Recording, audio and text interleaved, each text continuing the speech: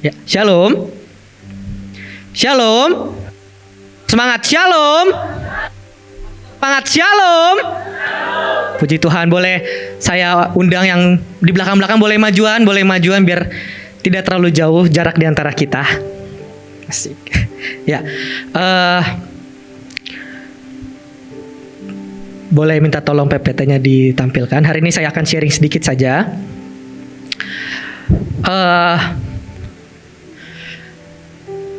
Temanya adalah tentang increase in hope, faith, and love. Dan 3 poin ini adalah sejujurnya adalah 3 aspek yang sangat menjadi dasar penting untuk hidup setiap kita. Karena kita sangat membutuhkan 3-tiganya. Dan kita juga sangat membutuhkan 3-tiganya untuk berkembang, bertumbuh di dalam hidup setiap kita. Jadi saya berdoa kita akan belajar sama-sama pada pagi hari ini. Boleh minta tolong next slide. Roma 5 ayat 3 sampai ke 4. Dan bukan hanya itu saja, kita malah bermegah juga dalam kesengsaraan kita karena kita tahu bahwa kesengsaraan itu menimbulkan ketekunan, dan ketekunan menimbulkan tahan uji, dan tahan uji menimbulkan pengharapan. Nah, ketika kita berbicara tentang hope atau tentang pengharapan, ini akan tidak jauh yang dari namanya tahan uji. Kenapa? Karena kalau tidak ada ujian, tidak ada pengharapan. Kalau hidup kita baik-baik saja, kalau semuanya fine-fine saja, kita nggak akan berharap sesuatu. Kalau kita merasa kita tidak membutuhkan sesuatu, ya kita nggak akan mengharapkan sesuatu. Bahkan mungkin kita hanya akan mengharapkan sesuatu yang biasa saja. Apalagi ketika kita dibawa semakin naik, ketika kita dibawa ke sebuah level yang lebih tinggi lagi, kita harus punya sebuah hope, sebuah pengharapan yang jauh lebih besar lagi. Mungkin kalau sedikit boleh cerita, saya ini tumbuh besar di Mahanaim. Saya sekolah dari TK, SD, SMP, SMA, bahkan sampai sekarang saya masih ada di tempat ini. Dan ketika saya mulai memasuki dunia pelayanan menari untuk Tuhan, dunia pelayanan penari, saya tidak pernah mengharapkan sesuatu yang besar. Sejujurnya begitu saya awal pertama kali masuk waktu saya masih SMP. Saya ingat dulu waktu ketika saya masuk penari, mimpi saya adalah, Tuhan aku cuma pengen nari rutin. Tuhan aku juga cuma pengen sering nari. Kenapa? Karena dulu waktu saya pertama kali masuk nari pun, saya nggak langsung nari. Pengharapan saya adalah Tuhan aku cuma pengen bisa sering nari. Tetapi ketika kita berbicara tentang increase di dalam sebuah pengharapan, ketika ada sebuah tanggung jawab, ketika ada sesuatu yang besar yang Tuhan coba taruh di dalam hidup setiap kita, pengharapan kita pun harus jauh lebih besar lagi.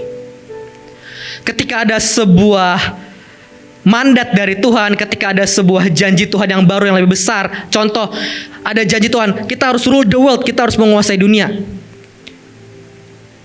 Saya nggak bisa lagi mengharapkan, oh ya saya cuma sekedar pengen nari. Enggak. Pengharapan saya harus bisa memuridkan, membangun pasukan penari di seluruh Indonesia, bahkan sampai bangsa-bangsa. Itu pengharapan yang jauh lebih besar. Yang awalnya mungkin dulu saya cuma mengharapkan Tuhan aku cuma pengen bisa sering aja nari.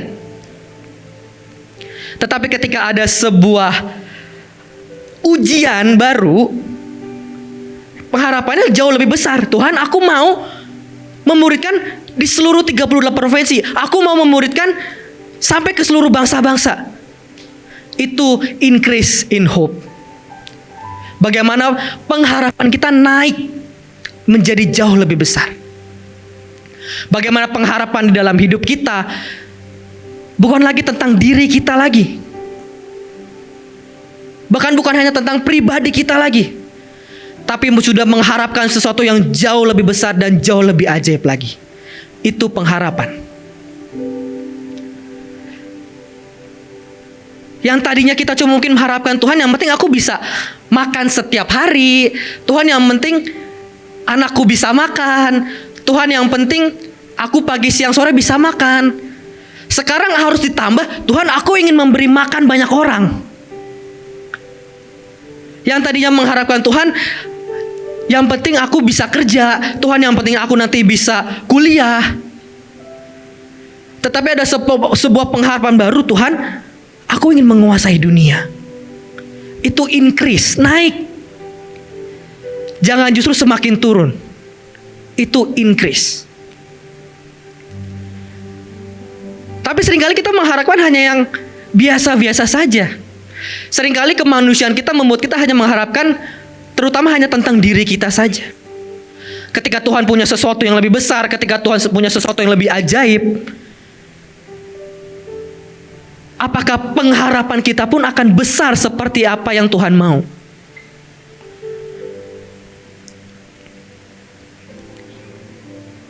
Mari mengharapkan sesuatu yang jauh lebih besar. Saya punya contoh seperti ini. Saya ini pecinta sepak bola. Sepak bola itu adalah 11 pemain melawan 11 pemain. 11 orang melawan 11 orang, total ada 22 orang di dalam satu lapangan, belum dengan pemain-pemain penggantinya yang siap untuk bermain juga. Merebutkan satu bola dengan satu tujuan, yaitu menang.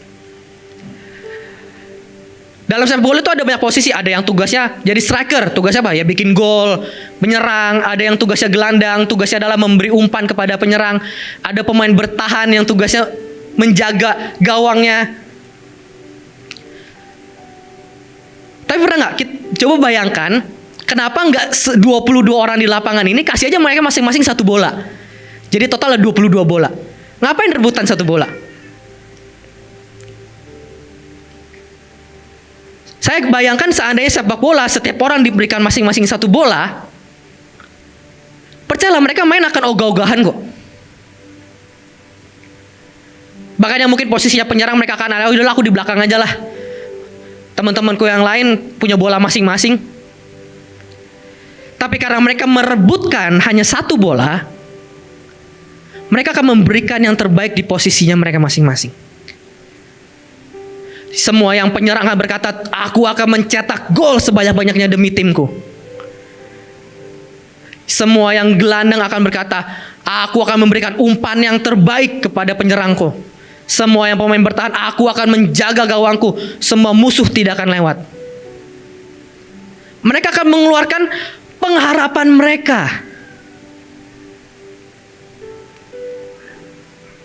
Jadi jangan sampai pengharapan kita sekecil itu. Saya tidak pernah membayangkan kalau hidup saya ini ada di posisi seperti ini. Bahkan saya tumbuh dengan harapan, ya udahlah Tuhan, yang penting aku bisa hidup, aku bisa makan, itu cukup untuk aku. Tapi ternyata enggak.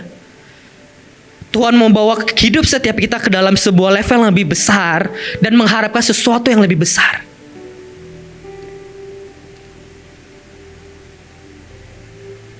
Saya gak pernah bayangkan kalau saya bisa ada di posisi seperti ini, dipercayakan banyak hal. Tetapi ketika itu datang ke hidup saya, pengharapan saya pun harus jauh lebih besar lagi. Itu pengharapan. Jadi ketika ada ujian yang Tuhan berikan dalam hidup setiap kita, pastikan kita tahan uji. Supaya apa? Ya supaya kita naik dan terus naik dan terus naik dan semakin besar. Jangan pernah biarkan kita mengharapkan sesuatu yang cetek. Harapkan sesuatu yang lebih tinggi lagi yang bahkan tidak pernah kita bayangkan. Mungkin yang pemenang, jangan cuma oh ya yang penting aku dididik di sini, aku dapat ilmu, udah that's it. Enggak. Harapkan yang lebih besar lagi. Mungkin setiap kita ada di tempat ini, aku cuman ibu rumah tangga. Enggak. Harapkan sesuatu yang lebih besar lagi di dalam Tuhan. Karena Tuhan pasti akan mencurahkan semua yang terbaik, semua yang ajaib di dalam hidup setiap kita.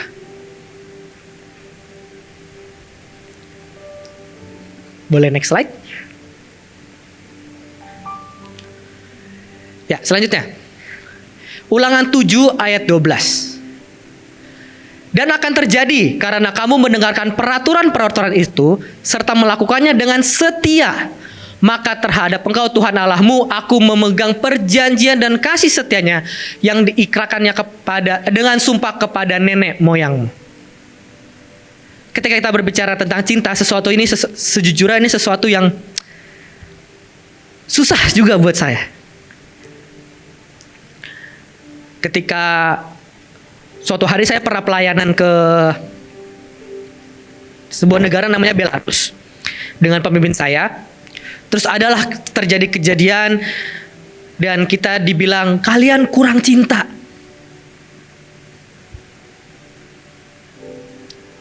Terus di hati saya tuh cuma gini, kurangnya apa ya? Kurangnya, maksudnya saya harus I love you, I love you, I love you, I love you, atau apa ya? Dan saya cukup struggle di permasalahan itu dan saya cuma bilang, Tuhan, cinta seperti apa yang harusnya aku punya? Terus waktu saya renungkan, saya cuma teringat seperti ini. Jadi saya waktu itu berangkat dengan kondisi hati seperti ini. Aku gak mau kena masalah. Aku gak mau, udahlah semuanya urusan pemimpinku. Aku tunggu disuruh. Dan saya tidak mengerti poin saya ke negara itu. Kenapa? Yang saya pikirin diri saya sendiri. Saya mau aman, saya mau tenang, saya mau tentram. Karena saya pragmatis sejati, jadi saya suka ketenangan. Tapi saya nggak ngerti poin saya kenapa saya harus berangkat ke negara itu. Dan saya struggle dengan Tuhan. Aku mau hidupku baik-baik aja. Padahal saya berangkat dengan satu tujuan untuk jiwa-jiwa. Tapi yang saya pikirkan ya diri saya sendiri. Sedangkan saya datang ke sebuah negara yang seperti dunia orang mati yang punya banyak kebekuan. Tapi sayanya malah ngikut beku. Gak ada cinta di hati saya. Ketika Tuhan ingin memberikan sebuah increase dalam hal cinta, seringkali mungkin itu tidak masuk ke akal kita. Saya beri contoh seperti ini. Buat mungkin Bapak Ibu yang sudah di Mahanaim berpuluh-puluh tahun, mungkin kita bisa melihat bagaimana tema dari setiap kali acara itu judulnya makin lama judulnya makin keren ya, makin ilahi. Yang tadinya mungkin dulunya judulnya cuman Unity, tiba-tiba sekarang 7 sumpah. Wah. Tetapi itu didapatkan karena pemimpin kita, Ibu Panglima, punya sebuah hubungan dengan Tuhan dan Tuhan mencurahkan cintanya yang berbeda. Cintanya yang mungkin di luar akal manusia. Percayalah 7 sumpah itu bukan cuma buat keren-kerenan, itu cintanya Tuhan demi setiap kita. Tetapi itu bukan cuma sekedar 7 sumpah. Enggak, itu dari sebuah yang namanya cinta yang di level yang berbeda.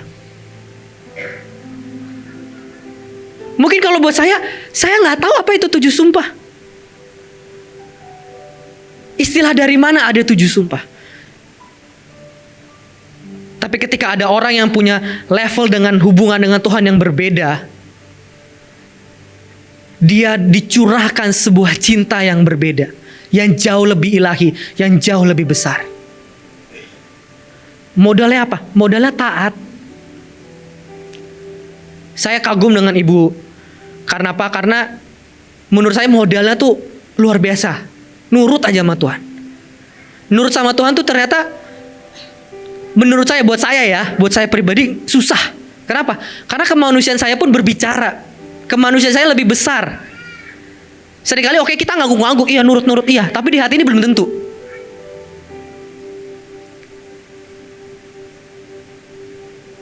Dan seringkali itu yang membatasi kita untuk tidak bisa melihat cinta Tuhan.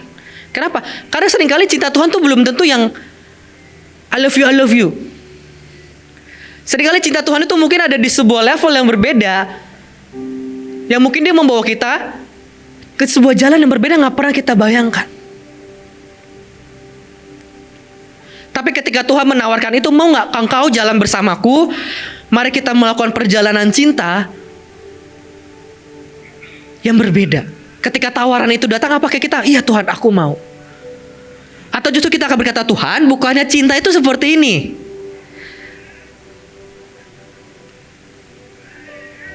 Jadi apakah ketika tawaran itu datang dari Tuhan, apakah kita akan obey? Apakah kita akan turut? Ya Tuhan turut. Apapun yang menjadi jalan cintamu, aku nurut. Apapun yang menjadi bentuk cintamu, aku mau. Atau justru kita akan bilang, Tuhan enggak. Cinta itu seperti ini loh. Cintaku ini seperti ini, A, B, C, D, D, D. Sehingga cinta yang sebenarnya Tuhan ingin berikan kepada kita tidak bisa kita terima.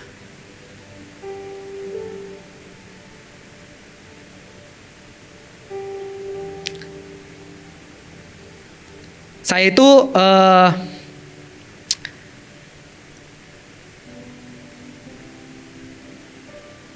ternyata saya menyadari saya ini butuh yang namanya applause.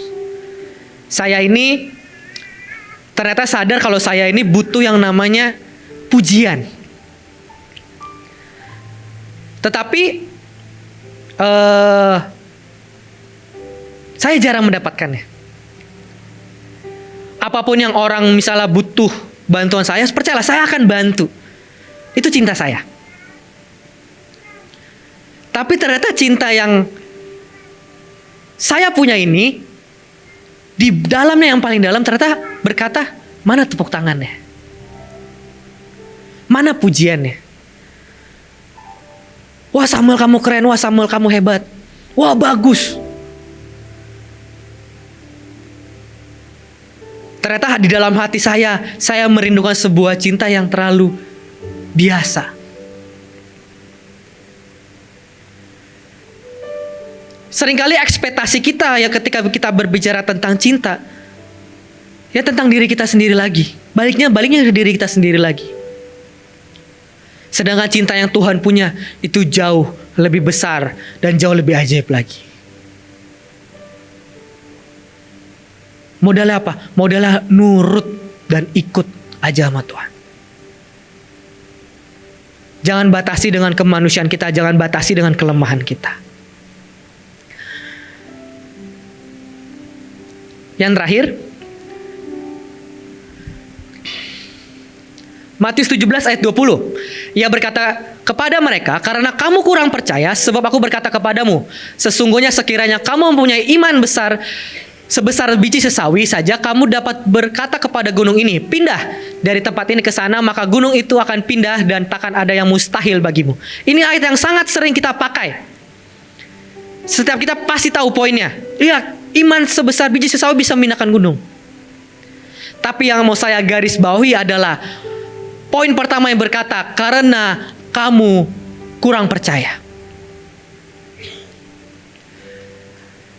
Apakah saudara percaya kita akan menjadi semakin besar? Kan? Gak ada yang amin. Saya ulang, apakah saudara percaya saudara akan menjadi semakin besar? Harus dipancing dulu kan? Makanya muncullah sebuah statement, sekecil biji sesawi pun bisa memindahkan gunung. Kenapa? Ya kita sering kurang percaya kok. Ketika sebuah pertanyaan datang, apakah kita percaya untuk kita akan menjadi semakin besar? Di otak ini langsung, mungkin gak ya? Apa iya? Gak ada kepercayaan yang bisa muncul. Dari 12 pengintai yang mengintai tanah Kanaan, hanya 2 orang kok yang percaya. Sisanya takut. Dari 12 orang, kenapa cuma bisa 2 yang percaya kalau Israel bisa menang? Dari seluruh tentara yang berperang melawan Goliat, kenapa cuma 1 Daud yang percaya kalau dia bisa menang?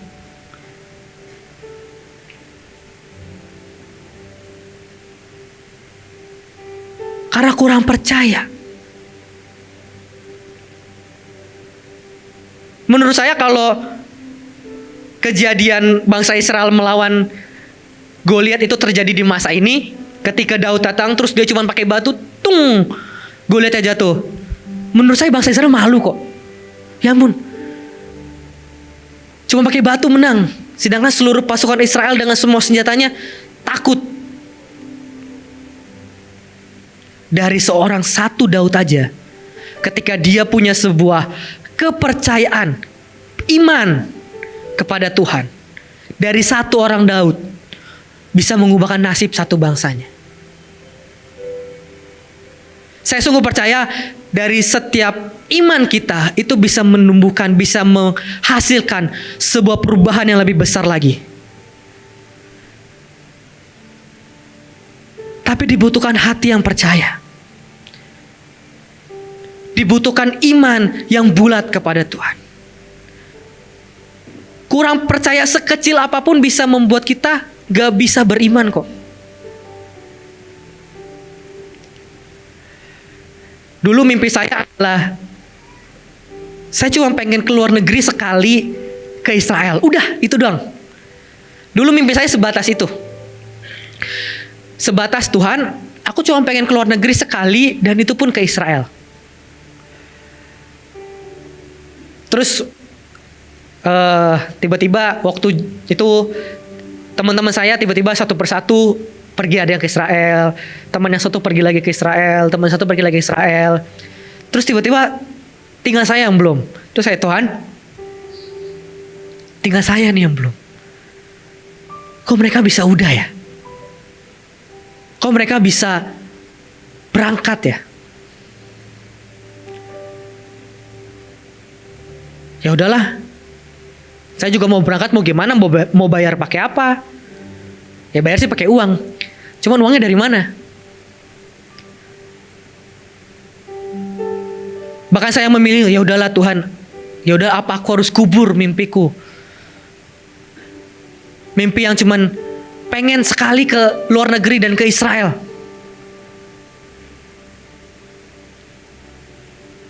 Tapi saya memutuskan, Tuhan, aku kebaskan itu semua, Tuhan. Aku bulatkan, pasti aku akan menginjakan kakiku ke Israel.